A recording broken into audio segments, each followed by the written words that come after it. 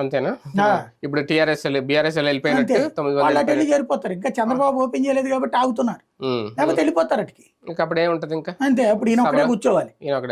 ఇప్పుడు షర్మిల గురించి వీళ్ళిద్దరు మాట్లాడుకోవాలి. అసెంబ్లీతో పాటు రాజ్యసభలో కూడా వైసీపీకి జగన్మోహన్ రెడ్డి గారి ముందు మరో సంఘటన రాబోతుందా? రాజ్యసభ సభ్యులు కూడా పార్టీలు మారబోతున్నారు, ఆయన కూడా వాళ్ళని కూడా లాగేస్తున్నారనే ప్రయత్నం నడుస్తుంది అనుకుంటున్నా. ఎందుకంటే నిన్న ఒరిస్సాలో బీజేడీకి 9 సీట్లు ఉన్నాయి. ఇప్పుడు బీజేపీకి టోటల్ గా దేశవ్యాప్తంగా చూసుకున్నప్పుడు 100 సీట్లకి కొంచెం 4 తగ్గినాయి. రేపు మాపో వస్తాయి. మహారాష్ట్ర ఇదే కొన్ని 2-3 రాష్ట్రాలకు సంబంధించి ఉన్నాయి, ఖాళీలు ఉన్నాయి. అవి భర్తీ చేస్తే ఒక ఫిబ్రవరి వచ్చే 2 నెలల్లో దానికి 8-9 వస్తాయి. అక్కడితో మళ్ళీ 104 ఏమో వస్తుంది.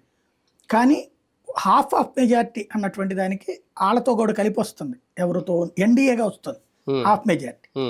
ప్లస్ వీళ్ళు నామినేటెడ్ పోస్టులకు అవకాశం ఉంటుంది కదా, ఎంపీలు 7 ఏమో, దాని కింద వస్తుంది. అంతే తప్పించి లేదు.